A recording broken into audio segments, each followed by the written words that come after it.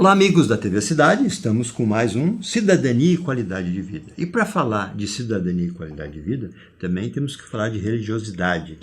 Se o mundo fosse mais religioso, mais com um espírito de ir para dentro do ser, eu acho que nós teríamos um mundo melhor, não teria tanta bandidagem, tanta corrupção, tanta guerra. Pleno século ter guerra, de matar pessoas, de sair dos seus lares, desfazendo famílias. Então eu acho que nós temos a obrigação da TV é trazer gente que nem esse convidado de hoje, que tem uma vasta experiência, que se preocupa muito com a comunidade onde vai, e é uma pessoa muito querida, já chegou fazendo sucesso. Estou hoje recebendo no nosso estúdio, com muita alegria, o padre Gilmar Marquezine, que também é um gaiteiro. Câmara 3 para o padre aqui. Olá, eu quero saudar a todos vocês que nos acompanham. Agradeço imensamente o convite que foi feito. Com alegria estou aqui e eu quero já aproveitar para agradecer também a toda a cidade de Farroupilha, as pessoas das nossas comunidades, da Paróquia Sagrado Coração de Jesus, aos colegas padres, pela acolhida nessa cidade, pelos trabalhos em comuns que já estamos realizando, pela generosidade de tantas pessoas e também porque eu chego e já encontro tantas coisas boas andando, sendo colocadas em prática e que são expressas no dia a dia das nossas comunidades. Por isso, desde já, uma imensa gratidão por esse momento, pela cidade de Farroupilha, que agora também é a minha cidade. E é por ela também que eu quero dar todos esses anos que eu estiver aqui nessa cidade através do serviço pastoral como pároco da Paróquia Sagrado Coração de Jesus.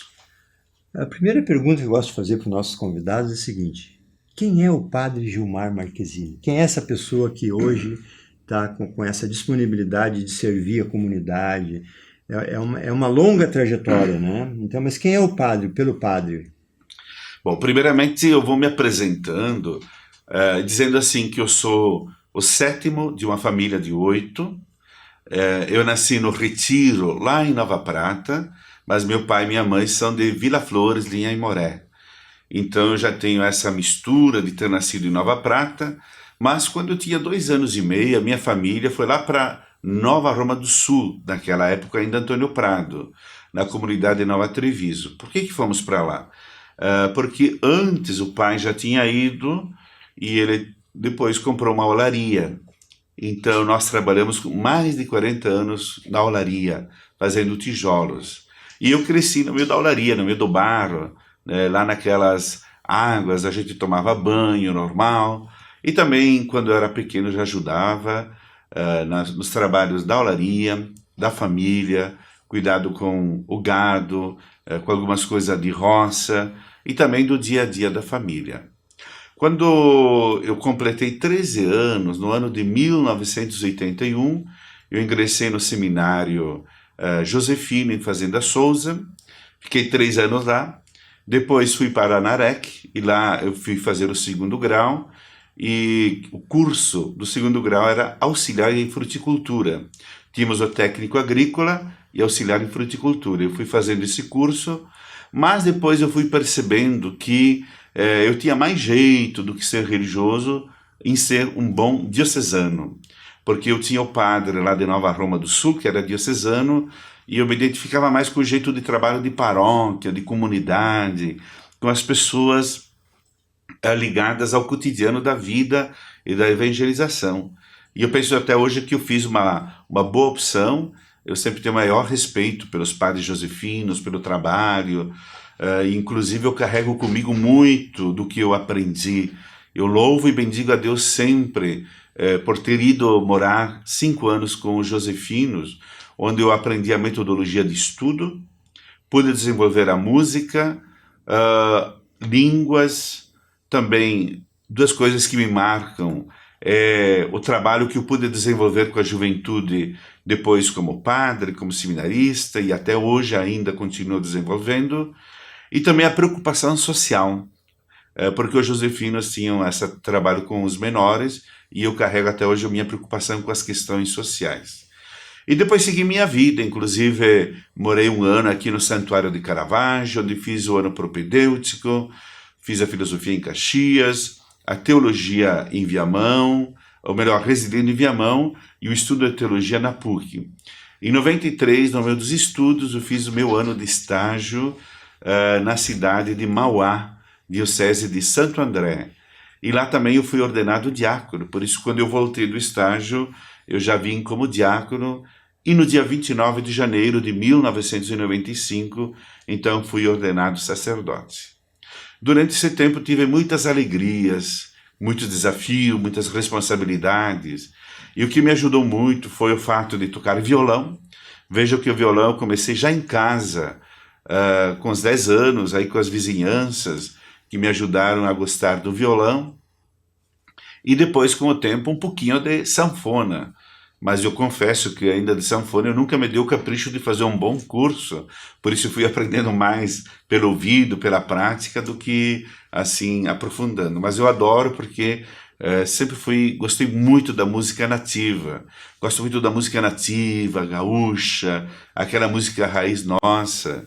Inclusive quando eu era seminarista, devo te dizer que eu era um exímio cantor de música nativa. Olha só. E assim, até hoje eu canto também quando preciso. E gosto também de animar as pessoas que estão comigo. Tive muitas graças na minha vida e uma delas foi ter muitos amigos, amigas, trabalhar com a juventude, ter espaços assim de me envolver na aprendizagem em muitas atividades sociais. E quando eu era padre, inclusive novo, eu fui assessor da Pastoral da Juventude da Diocese. E por isso fiz um curso de especialização também para assessoria da juventude.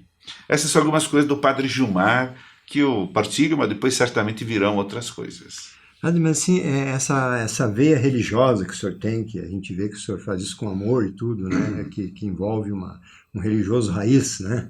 Que hoje em dia está meio moderno algumas coisas, né? Sim. Mas foi a família que lhe levou para isso, ou o senhor que viu essa luz aí? Bom, primeiro a gente sempre começa dizendo assim, que tudo é graça de Deus. Então, o chamado, a vocação é dom de Deus. Se dependesse só de nós, da nossa resposta, a gente não sabe como é que seria. Então, sempre é dom de Deus. E como é que foi a resposta? Então, ela tem várias coisas. Uma delas, evidentemente, é a familiar. A minha mãe era muito religiosa. Ela ficou 15 anos doente por causa de um acidente que aconteceu logo que nós íamos lá de Nova Prata. Meu pai ficou um ano doente, com problema nos ombros e essa parte toda, mas a minha mãe teve uma batida na cabeça e ela ficou 15 anos enferma. E ela era muito de rezar. E eu penso que a oração dela me ajudou muito na vida. Uma outra questão muito importante que eu gostaria de trazer, inclusive eu falei nas primeiras missas que eu estive aqui, a gente tinha um padre muito carismático, que era o padre Adelino Schneider, que ajudou muito a gente. E uma delas é que ele rezava, fazia as novenas do Sagrado Coração de Jesus. Veja, agora estou na paróquia Sagrado Coração de Jesus. Coincidência, né? É uma coincidência. E eu lembrei muito disso. E nessas missas eu tive a oportunidade de começar a ler, a proclamar a palavra. Eu tinha 10 anos. Mas aquilo foi uma experiência fantástica, extraordinária. É por isso que onde eu passei, e aqui também já estou fazendo isso, de incentivar muitas crianças para participarem, lerem, carregarem símbolos, ajudarem nas missas, nas celebrações, de envolvê-las com cantinhos, com bênçãos. Uma das coisas que eu já introduzi aqui foi no domingo à noite, eu sempre faço a bênção das crianças e também a bênção dos pães para as crianças, justamente que é a missa que mais vem crianças também. E já tive celebrações aqui na paróquia, especiais para envolver as crianças, porque eu tive essa alegria de ter esses momentos de criança que, na verdade, eu diria, foram aqueles que mobilizaram o gosto, a vontade de ir para o seminário. Você acha que isso lhe despertou? Muito, foi um momento muito importante. Como eu disse, são os vários níveis, mas a vida da igreja, da comunidade, foi fundamental para poder tocar lá. Eu diria que foi o momento iluminador, que despertou toda uma sensibilidade, que se eu não tivesse tido a experiência, talvez eu não teria despertado para Mas isso. a mãe lhe pediu para ser sacerdote? Não, muito pelo contrário. Eu acho que eu era um pouco, vou usar uma palavra antiga, né? Serelepe. E a família, quando eu falei de ir para o seminário, ninguém acreditava. Não vai dar certo. Nem a mãe, nem o pai, nem os irmãos. Acho que nem a comunidade. Mas eu fui com toda a confiança. Eu recordo, eu estava trabalhando, preparando o milho para os porcos, né? O trabalho de comida para os animais. E veio um padre que ainda vive, o padre Valdir Suzin, e ele me convidou. Eu já tinha sido convidado pelos pobres servos, jesuítas, maristas, laçaristas, outras congregações, inclusive o pároco lá já tinha me convidado. Então viram em E eu você. sempre disse não. E aquele dia até hoje eu não entendo por que eu disse sim. Mas Foi vi- um ímpeto e eu disse, vou fazer esse curso. E era uma semana. Mas eu gostei tanto. Olha Que só. tinha vida regrada, música, a parte do esporte, tinha a parte de oração, a piedade, a convivência, a formação, sempre tínhamos as palestras e também eu recordo até hoje, aquela semana que nós chamávamos de estágio para o seminário, ela foi uma experiência extraordinária. E depois eles faziam as provas, eles faziam prova de português, de matemática, de ciências e outras, era nas férias, né?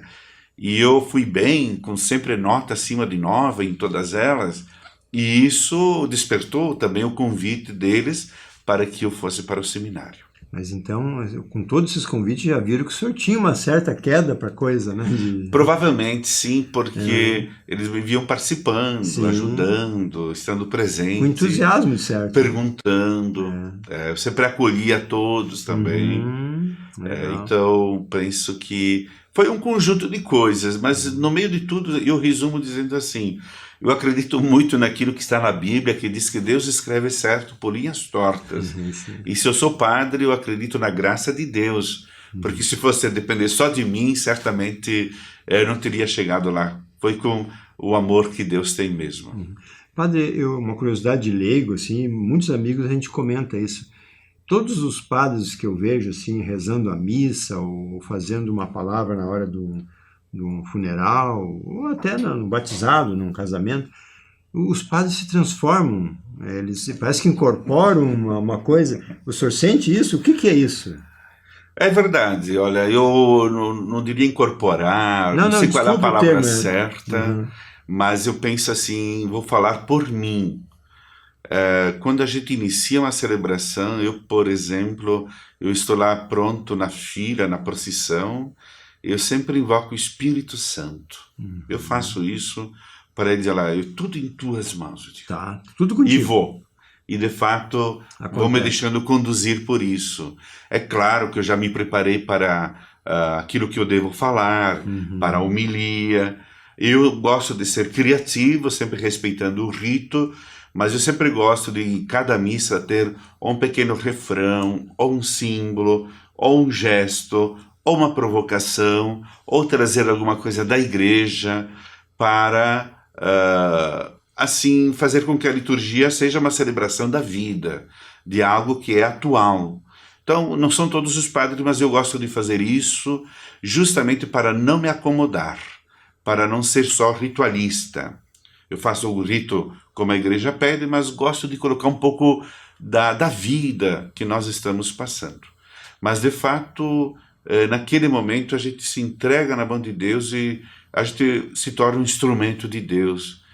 Eu já tenho celebrações, por exemplo, que eu fui fazer, como presidir no caso, e eu não tinha nem me preparado, mas eu me coloquei na mão de Deus e foram celebrações bonitas, fantásticas, no sentido de serem celebrativas, de serem celebração da vida, das pessoas saírem diferentes. E a gente percebe, porque eu tenho uma coisa pessoal minha, porque o padre não faz só celebrações, nós temos reuniões, conselhos, a parte administrativa, econômica, precisamos mobilizar crianças, jovens, as equipes, as pastorais sociais, as famílias, aquelas pastorais e movimentos ligados às famílias.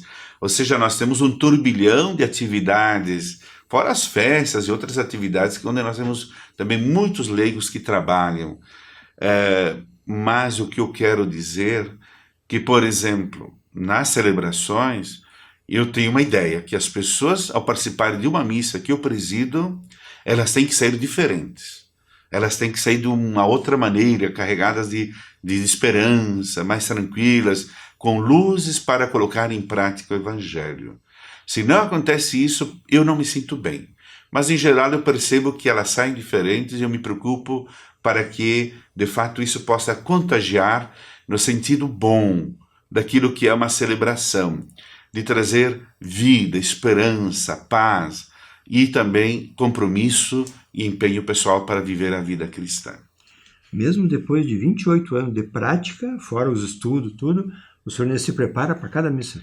Olha, raramente eu não me preparo. Olha, por exemplo, agora, agora em seguida, eu já vou me preparar para a próxima missa. Vou ler o Evangelho, as leituras. Às vezes eu já conheço o texto, então fica mais fácil para mim também falar. Mas, em geral, eu vou ainda estudar, leio livros para me ajudarem. E tem as facilidades hoje também da internet, do YouTube, onde às vezes tem algum padre que eu acompanho. Eu tenho padres que se formaram comigo em Roma, por exemplo, que são doutores em Bíblia e assim por diante, que eles têm programas dirigidos à explicação exegética da palavra de Deus, e eu acompanho alguns deles que são meus amigos e com os quais eu compartilho a mesma direção, porque você sabe que às vezes a exegese ela pode ter muitos caminhos também. O que é isso, padre, para os leigos? Em pontos de maior flexão, de maior aprofundamento. Exegese é o estudo da Bíblia, o estudo hermenêutico, interpretativo da palavra de Deus.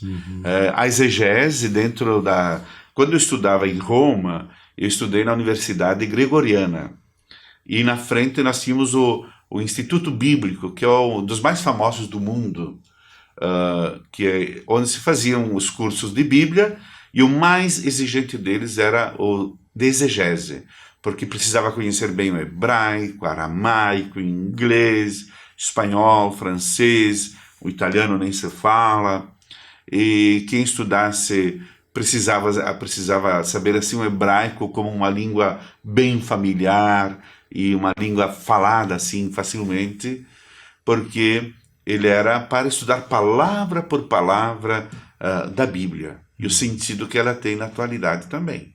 Porque a exegese, ela pega uma palavra que foi escrita às vezes há 2.000 anos, 3.000 anos atrás, interpreta ela de forma linguística e traz o sentido, a hermenêutica para o tempo de hoje. E a gente sabe realmente, por provas científicas, de quando foi escrita a primeira Bíblia? A Bíblia é uma construção de mais ou menos... A nossa Bíblia, ela tem uma construção de mais ou menos 3.000 anos e meio. Antes de Cristo. Contando assim, mais ou menos 1.500 anos antes de Cristo, 1.300.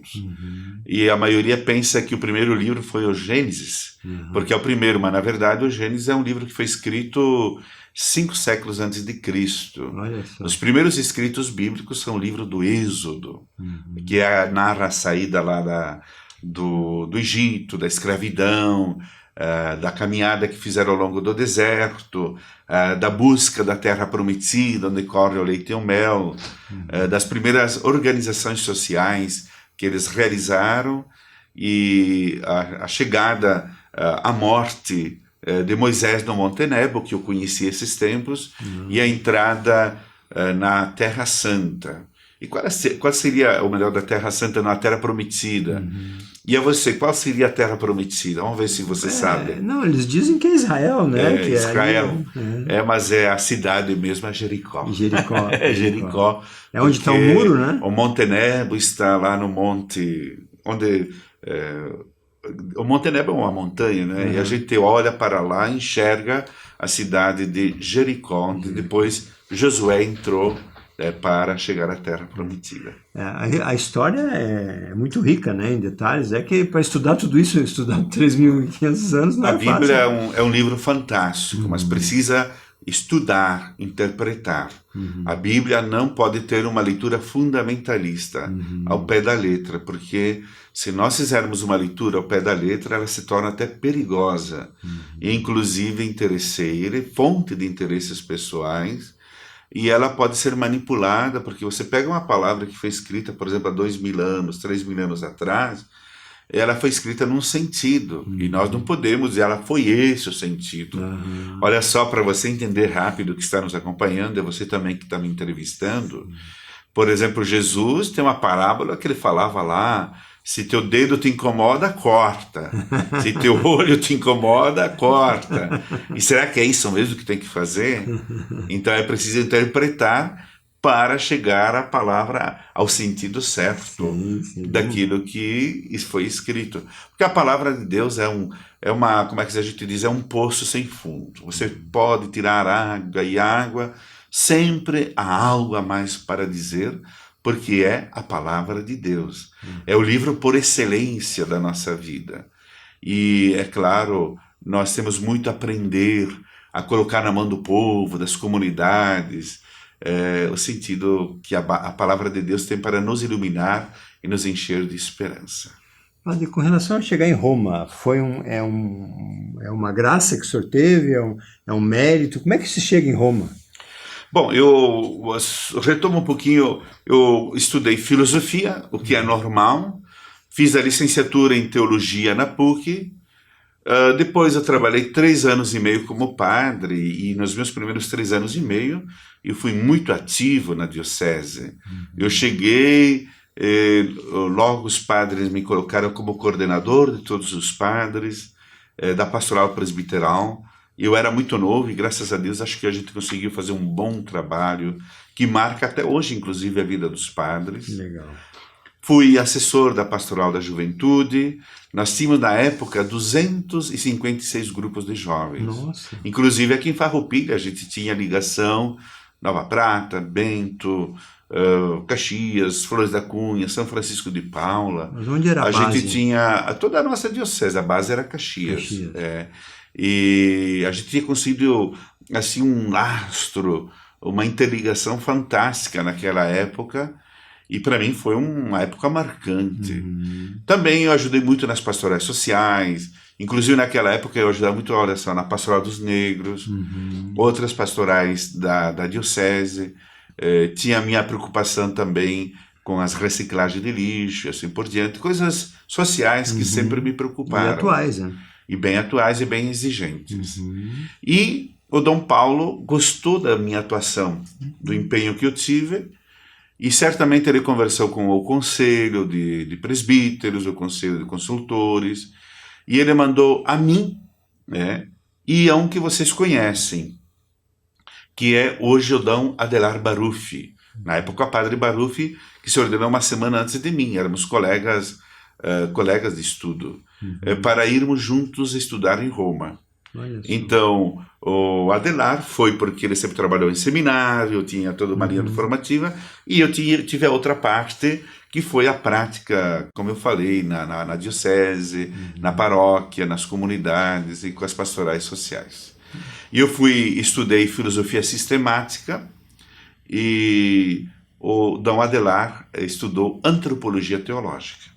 Depois, junto, nós fizemos um curso, ficamos um pouco a mais do previsto, e fizemos uma especialização em teologia espiritual. Esse curso nós fizemos juntos.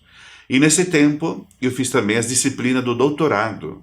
Então, eu fiz praticamente todas as disciplinas do doutorado, só que o tempo acabou e eu precisaria de um semestre a mais para fazer mais um seminário que me faltou. Depois eu tentei voltar outras vezes, mas teve questões de padres que tiveram transferências que trabalhavam comigo. Depois o bispo me chamou para ser coordenador diocesano de pastoral. Então eu passei a trabalhar diretamente com o bispo Dom Paulo na época e com toda a diocese, com as 7 regiões de pastoral. E aí então, coordenando também o Centro Diocesano de Formação Pastoral. Então, na coordenação diocesana de pastoral, a gente tinha ligação com tudo, com todos os serviços, equipes, movimentos, com outras atividades que já vinham de antes, com a iniciação à vida cristã, enfim, com tudo aquilo que compete à pastoral da diocese. E olha, eu vou te dizer uma coisa, eu fui para a coordenação com muito medo. E fui mesmo por obediência, devo confessar. Se eu pudesse ter dito ou não, aliás, eu tentei, né? Mas o Dom Paulo me pediu para ir como obediência, então eu fui. E aí a gente disse, tudo na mão de Deus, vamos confiar nele. E foi uma bela experiência. Eu aprendi muito. Olha, eu devo até agradecer no fim, porque o que eu pude evoluir, crescer, amadurecer, conhecer a diocese, tantas pessoas, foi um momento fantástico. E por que eu fui para Roma? Fui porque o Dom Paulo decidiu, era ele o bispo, e na época eu também era da equipe, eu também era da equipe, não, isso foi depois que eu voltei, da equipe de estudos, mas na época eu era do Conselho de Presbíteros e outras atividades, eu representava os padres aqui, e também a nível de Estado, então eu também tive certamente sugestões que vieram de outros para estudar. Praticamente um embaixador? Não, uma vez o Dom Paulo ele brincou comigo, desculpa que eu vou fazer essa brincadeira aqui, com a voz dele, né? Ele disse assim, você não será bispo, certamente por causa desse problema que eu tenho no olho, né? E por outras coisas, eu não sei. Mas ele disse, mas você é um grande diplomata. Olha só, eu acertei. Então, sobre aquilo que você falou, isso na época do Dom Paulo. Né? Mas padre, Roma não é o ápice assim, do religioso? Depois que está lá, tem vontade de voltar ou tem vontade de ficar mais por essa preciosidade que tem lá de informação? Tá tudo em Roma, né, praticamente. Assim, de fato, a experiência que eu tive em Roma... digamos assim, os primeiros 2 meses foi muito difícil. Por causa da saudades, da língua? Família.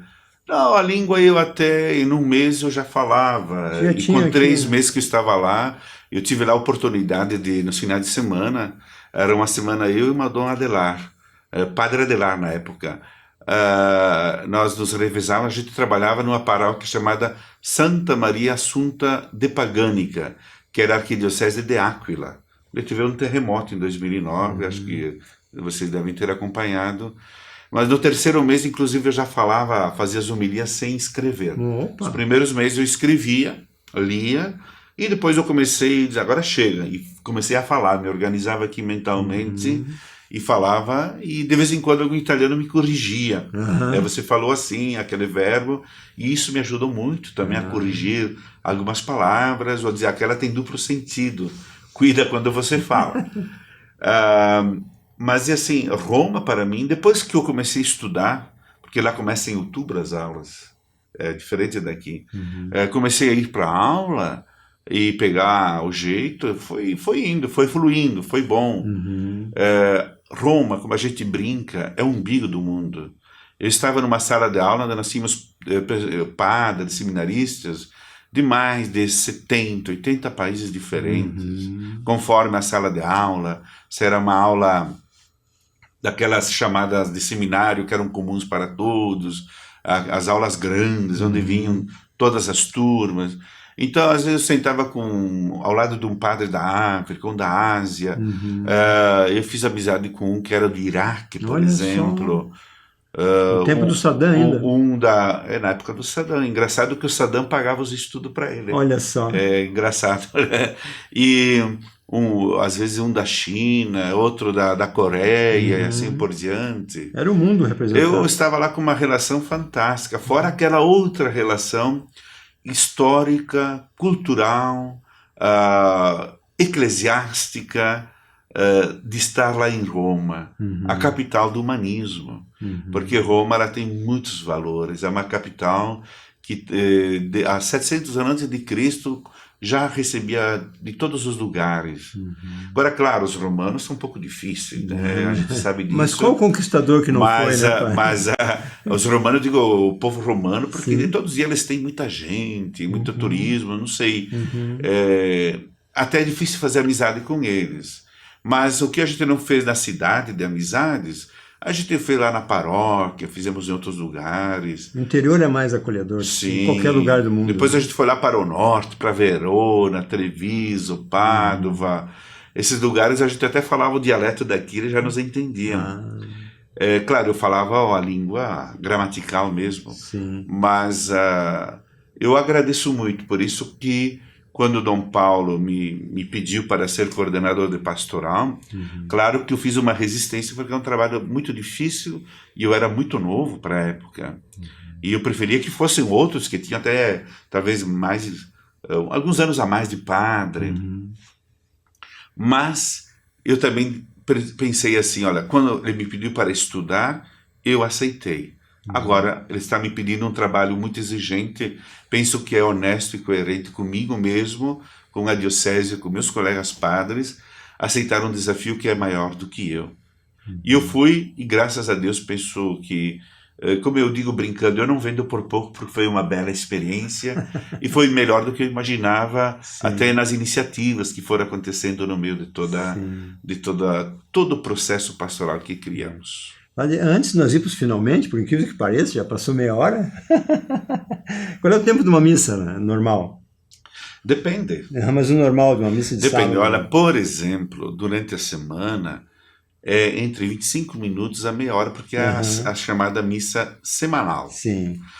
Quando é sábado e domingo, não pode ser menos de 50 minutos.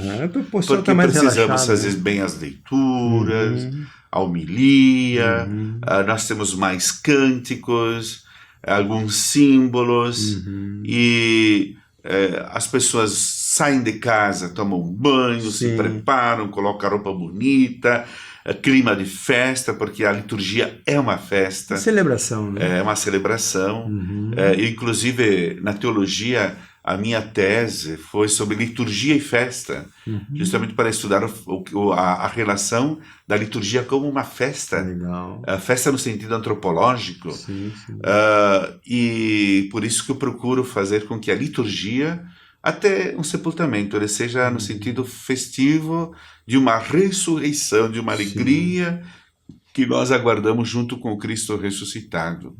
Então, às vezes pode passar um pouquinho, porque se eu faço o bem-estar das crianças, ou tem alguma comunicação, até pode passar dos 50 minutos. Mas, em geral, eu tenho essa técnica. Mas hoje o pessoal, por causa da correria do Zap Zap, também não tem muito tempo. Mas, que nem você falou, o pessoal vai para lá para isso, né? Para celebrar. Sim, eu penso que a missa ela tem... O rito nosso é um rito fantástico. Né? O esqueleto ele é fantástico. Precisamos colocar um pouco de carne nesse esqueleto, e eu às vezes faço isso, mas não me arrependo, porque eu tenho recebido no feedback muitas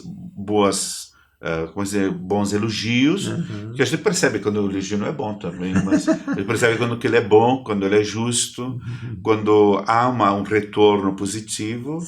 E eu não tenho medo de mudar. Se eu percebo alguma coisa que não está legal, eu mudo. Eu sempre mudei na minha vida, porque eu tenho essa certeza, caminhos abertos. A gente precisa ter essa abertura para mudar a si mesmo quando é necessário. Eu faço muito isso na minha vida. Renovar e inovar. Padre, uma curiosidade que a gente comenta, assim, às vezes nas rodas de discussão, né? Quando o padre se torna padre, tem um ritual. Isso que é uma coisa muito impactante para quem acompanha. Isso é uma coisa fechada, né? É uma coisa com pouca gente, não é isso? Não. É uma coisa aberta? Só teve uma única ordenação que foi um pouquinho fechada, que foi a última por causa da pandemia. Inclusive foi um padre que veio trabalhar comigo. Tá, mas, quando se torna padre, não tem aquele negócio do Espírito Santo que vem, aquela coisa toda? É uma missa aberta a todos. Quando ficamos padre, ficamos eu e o padre Paulo, os dois padres, nós tínhamos mais ou menos 3.000 pessoas. Nossa! Que vieram na nossa ordenação, porque nós tínhamos feito estágios em São Paulo e tal. Então veio muita gente. E agora, já no dia 21 de maio, nós vamos ter lá na paróquia Cristo Rei, onde eu trabalhei, do Christian, que era nosso corinha, que era a família dele é de lá. E vocês já estão convidados, pode se organizar, deve ser no domingo, dia 21, 15 horas. É uma celebração aberta, bonita, é um momento carregado de sentido e significado. Impactante, dizem, né? Impactante para todos. Que legal. Ele de fato mexe. Eu vou, já que você me pediu, Sim. em 1981 eu fui para o seminário. Em janeiro de 1982, hoje ele é bispo, Dom Selmo Lázaro, eu assisti à ordenação dele em Marcorama. Aquilo foi uma força extraordinária dentro daquilo que falei da vocação para tocar assim o desejo do sacerdócio. Eu tenho até hoje a imagem, os cânticos, os gestos que foram feitos. Dom Benedito, que foi o bispo ordenante. Uma ordenação sacerdotal é um momento celebrativo dos mais bonitos que nós temos. Que bacana. Padre, vamos para os finalmente, mas o senhor fica intimado a vir mais vezes, porque o senhor tem aqui uma vida toda de experiência para passar para o nosso espectador. Eu sempre digo assim, padre, ao longo da vida, eu vou fazer 70 já, não parece, parece bem mais, né? Só careca. Mas assim, padre, ó, eu aprendi de uns tempos para cá que a gente, assim, quando fica velho, a gente quer passar conhecimento, quer passar as coisas, mas é uma obrigação de quando a gente adquire um conhecimento de passar adiante, não é, padre? Bom, eu tive a oportunidade de ser professor, padre 28 anos, professor mais ou menos 20 anos na várias faculdades, e também muitos cursos de teologia, também muitas disciplinas, também cursos que fui dando, palestras, coisas assim. Mas eu penso assim, é muito importante, são importantes várias coisas. A primeira delas é escutar. É muito importante o escutar a Deus, escutar a comunidade, os leigos, o protagonismo dos leigos. Por exemplo, aqui em Farroupilha, já são quase 3 meses que estou aqui, e eu fiz basicamente o escutar. Escutar os conselhos, as equipes, os leigos, as comunidades. Depois, escutar aqueles que falam conosco. Então é isso. Segundo, me preparar para anunciar, para falar. Então, eu já fiz trabalho com a campanha da fraternidade com os estudantes de teologia, na Câmara de Vereadores, no rádio, em outros espaços. E, claro, a gente quer sim, aquilo que nós sabemos é um dever da gente poder comunicar. Sabe que o João Paulo II, dentro da doutrina social da Igreja, ele disse que nós temos, sempre se falou dos bens materiais, e ele acrescentou dizendo que nós temos o bem intelectual. Devemos partilhar os bens materiais e os bens intelectuais. Bem de acordo com o que eu penso. Muito obrigado pela... Padre, o senhor ainda tem preocupações com relação, assim, interiores, com a sua comunidade? Qual é a sua maior preocupação hoje? Depois vamos encerrar com a Páscoa, tá bom? Muito bem. Eu sempre trabalhei com juventude. Olha, eu podia ter trabalhado com outros movimentos, outras coisas. Eu teria até tido maior sucesso, assim, até teria sido mais conhecido. Mas eu peguei 2 questões sempre que na igreja são mais difíceis: juventude e pastorais sociais. E doei muito do meu tempo, da minha vida para essas questões. Uma outra eu fiz muito, mas essa foi mais natural, que é com as crianças. Catequese, criança e coisa assim. E eu continuo dizendo assim que nós precisamos gastar muito tempo com essas 3 questões. Porque as outras, elas vão muito automaticamente. Liturgia, canto, os movimentos, elas mais ou menos de forma automática elas se realizam. Essas 3 questões que eu falei, elas precisam de um impulso, de organização, de articulação, de sonhar, de dizer, vamos fazer por quê? E hoje soma-se a tudo isso a questão ecológica. Veja que eu não falo meio ambiente, falo da ecologia, porque hoje a ecologia, que antigamente era uma pagininha que a gente estudava, a palavra ecologia hoje ela se tornou a rainha das ciências. Inclusive nós temos a ecologia ambiental, a social, a mental e a cósmica. É assim que nós pretendemos trabalhar de forma integral. Por exemplo, este ano a campanha da fraternidade e fome. A fome é um problema ecológico, está dentro da ecologia social. Então hoje nós temos que trabalhar nessa amplidão para poder evangelizar bem como Cristo quer, que é a vida e a vida abundante para todos. Nós vamos fazer essa parte final para fazer inclusive um corte, para botar nas redes também, a sua mensagem de Páscoa da Semana Santa, que já está aí nessa semana, né? Quero aproveitar esse espaço para desejar a cada um de vocês, em nome da nossa paróquia, mas eu aproveito esse espaço também para dizer de todas as paróquias, de todas as comunidades, e desejar para todos uma feliz Páscoa. Que todos possam participar bem das celebrações, das diversas atividades de cada comunidade, e a Páscoa possa trazer a luz da paz, a luz do bem-querer, a luz da solidariedade, a luz da esperança, a luz da preocupação e do cuidado pelos outros. Que essa Páscoa seja carregada da força da vitória de Cristo, que vence todas as mortes e nos enche da sua vida, nos faz passar da escravidão para a terra da libertação. Que a Páscoa seja mais um momento bom, forte, para nós nos empenharmos na construção da vida para todos, o empenho também que a Igreja propõe, que são as diversas formas de solidariedade com aqueles que passam fome e da segurança alimentar que queremos para todos, e que a Páscoa possa iluminar os sonhos mais bonitos de amor que nós temos em nossos corações.